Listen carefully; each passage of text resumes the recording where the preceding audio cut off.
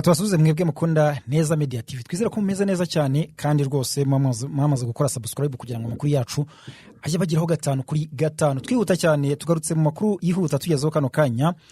Ibintu murasazuba bwa Repubulika Demokarasi ya Kongo byongeye kuba bibi cyane niko navuga, kubera ko urugamba rwongeye gutangira bubisi cyangwa se rwongeye gusubira irudubi, rwongeye kuba imberenge rwahinanye niko navuga. Amakuru y'imirwano tugezeho aragaragaza ko iminembwe ibintu byongeye gukomera cyane ahantu bitaza Gakenge za Bidegu za Rugezi, aho ngaho rwose wumve ko ibintu byabaye bibi. Ndakubwira ko bimaze kugenda abaguye mu mirwano, abafashwe ndetse n'uko urugamba kugeza muri amasaha ruhagaze. Nza kukubwira kandi ku itangazo rya AFC/M23, ni itangazo ry'uburakari ry'umujinya rikomeye cyane bamaze gusohora babwira igisirikare cya leta ndetse n'ubutegetsi bwa Kisekedi.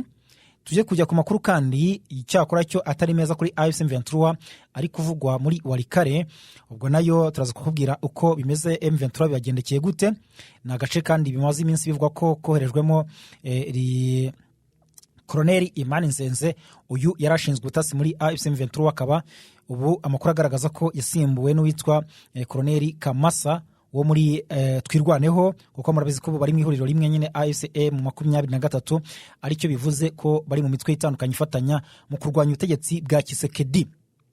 Hari rero kugeza ubu amakuru rwose agaragaza ko ibintu bikomeje kuba urusobe, ariko wumve ko ibintu bitoroheye igisirikare cya leta ndetse abarundi wazarendo na FDLR. Nicyo kintu tugiye no guhita duheraho mwabantu mwe, ninkubwira ngo abantu bakwiye kumanika amaboko bakava muri urugamba. Sinzi uburyo imbaraga aho nyine ziri kuva kugira ngo bakomeze kurwana, nyamara bigaragara ko ibintu bitaboroheye habe na gatoya. Reka tujye muri aya makuru rwose. Ubwo ngubwo ndaza no kubabwira amakuru agendanye na diplomasi ndetse navugwa muri Middle East cyangwa se murasazuba bwo hagati. Mwebwe gusa ntimuze kujya kure. Andi makuru none ntabura kuza kubabwira rwose ntarajya kure. Nayu umuyobozi uyoboye abarinzi ba Perezida Kisekedi, General Major Ephraim Kabikiriza, uyu nguyu yarasanzwe n'umukuru w'ingabo zirinda Perezida wa Repubulika Demokarasi ya Kongo, ibimubayeho cyangwa se bigenze bitibye ko amakuru avuga ko byaba birangiye. Ubwo reka tuze tujye muri aya makuru. Duhere ku mirwano ikomeye cyane. Iminembwe ni igice kimaze iminsi cyumvikanamo urusaku rw'imbunda, ariko hakazamo n'amadrone, cyane cyane ku ruhande rw'igisirikare cya leta ya Kongo FARDC.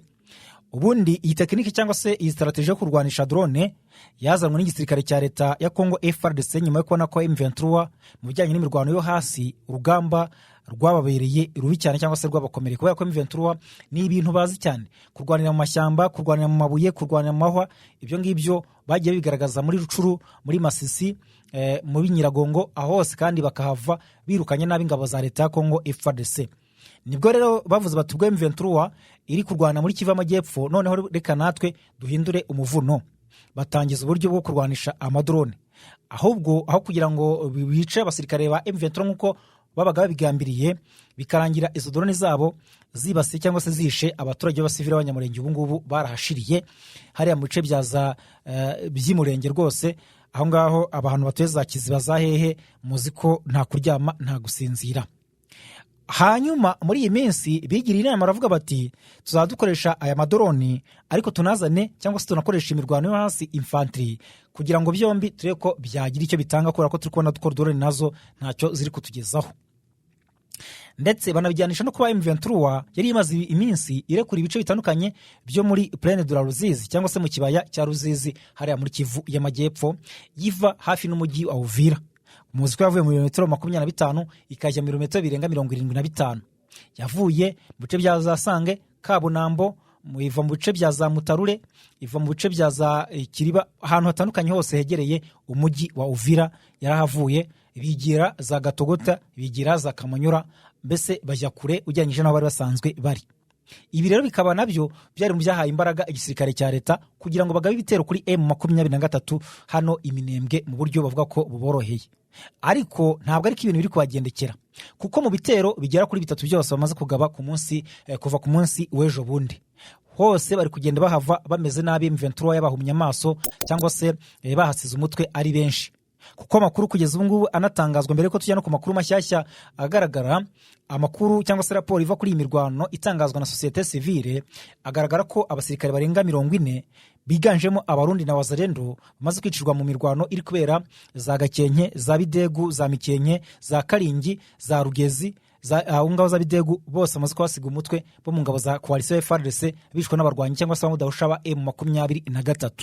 Hanyuma usibye n'ibyo hagapfiramo n'abaofisi cyangwa se abasirikare bo ku rwego rwo hejuru cyangwa se abasirikare bakomeye, kuko nk'ubu ngo bavuga ko bamaze kugwamo abaofisiye bagera muri 7. Ndetse ejo bundi Yohana avugagamo witwa ngo Ndayizigiye, Majoro Ndayizigiye w'umurundi, kugeza ubu bivuga ko ngo yaba yariciwe muri iyo mirwano yo muri Kivu y'Amajyepfo cyangwa se muri ya bice bitandukanye by'iminembwe. Byose bikagaragaza ko urugamba ruri kwagora cyane. Bwarakeye barongera bagaba igitero ku munsi w'ejo gikomeye cyane, ariko M23 nabwo basubizayo nabi cyane. Reka tujye ku makuru rero y'aka kanya cyangwa se ari kuvugwa ku mirwano y'uyu munsi.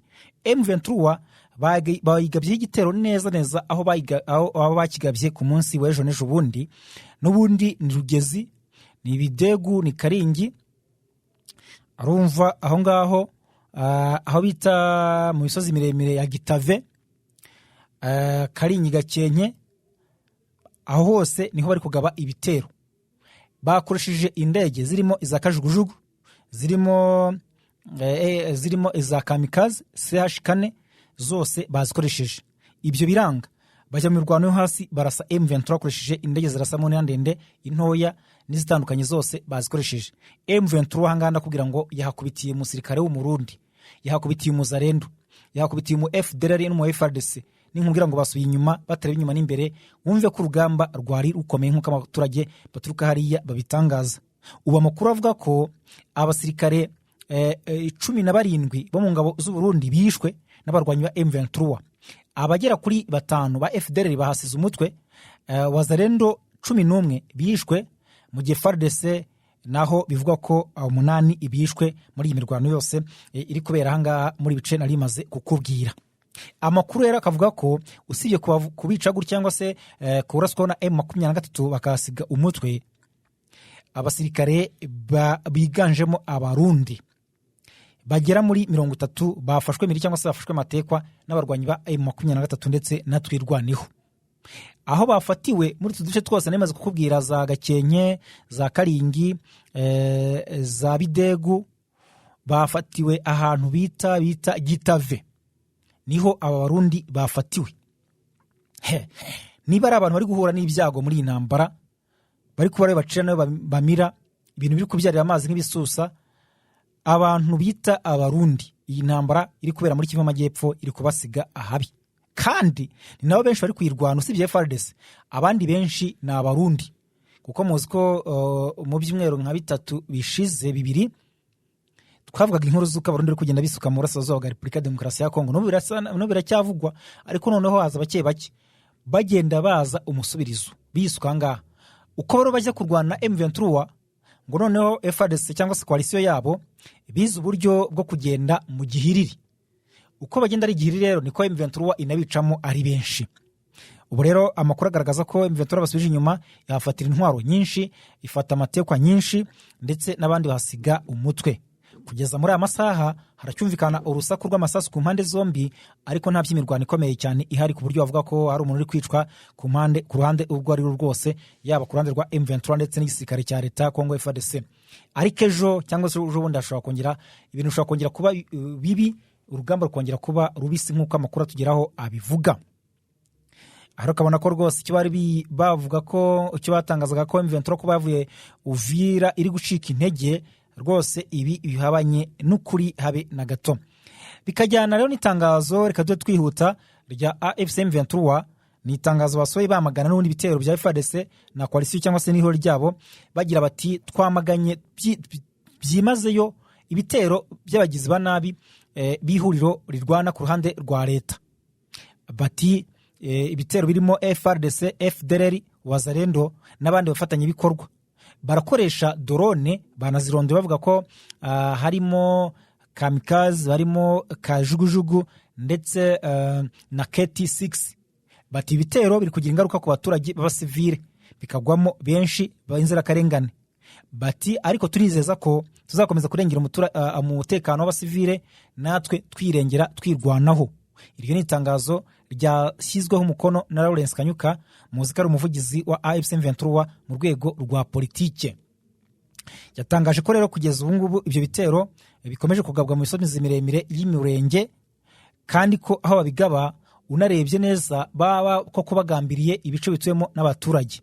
Si ubwa mbere batangaza itangazo nk'iri, kuko no mu minsi ishize barabitangaje bavuga ko ibice biri kuraswamo na FARDC ari ibice birimo abaturage kurusha uko banabigaba mu birindiro bya M23, nk'uko babikoze imushaki mu minsi ishize ubwo bagabaga igitero ku isoko. Byari nyuma y'uko n'undi mu minsi yari yabanje bari baragabye igitero mu isoko Iminembwe, banakigaba ku kibuga cy'indege. Aho hose ni ahantu bahuriye abantu benshi. Ibyo M23 bishingira ivuga ko ibitero bigabwa n'igisirikare cya leta baba bagambiriye kwica imbaga nyamwinshi kandi y'abaturage b'abasivile. Batire ibi ngibi sinzi impamvu imiryango mpuzamahanga ikomeza kubirebera ikicecekera, ahubwo ugasanga yikoma AFCM 23. Ntabwo ibintu byoroshye. Gusa amakuru aravuga ko ngo nababwiraga ngo ni amakuru atari meza kuri M23. Baravuga ko ngo M23 nta makuru kandi umuntu atahita ahamya aka kanya biri kwigambwa n'igisirikare cya FARDC na Wazalendo, ko ngo muri Warikare hafi na Gashebere harimo igice kinini cyo muri Masisi. Amakuru avuga ko M23 yaba yambuwe Bururi nyuma y'imirwano ikomeye cyane ngo ahanganishije izi mpande zombi, ariko yose nayabahawe mu buryo burambuye kuko ntabwo ndayatoza ngo menye koko M23 koko yaba yambaye akagace, kuko aravuga ko ngo yaba yasubiye inyuma. Ubwo nabyo turakomeza kugenda tubikurikirana. Hanyuma tujye mu yandi makuru. Avuga ko mu gihe rwose imirwano cyangwa se umutekano muke ukomeje, amakuru aravuga ko ni amakuru akomeje gukwirakwira ku mbuga nkoranyambaga avuga ko Major General Ephraim Kabikiriza, uyu nguyu yamaze igihe kinini ari umukuru w'ingabo zirinda Perezida wa Repubulika ya Demokarasi ya Kongo cyangwa se abazwi nka Garde Républicaine, barinda Perezida Tshisekedi Chilombo i Kinshasa kuva mu kwezi k'Ukwakira 2022. Nibwo ubundi yatawe muri yombi yarindaga nyine, yari umuyobozi w'izi ngabo kuva 2022 mu kwezi k'Ukwakira.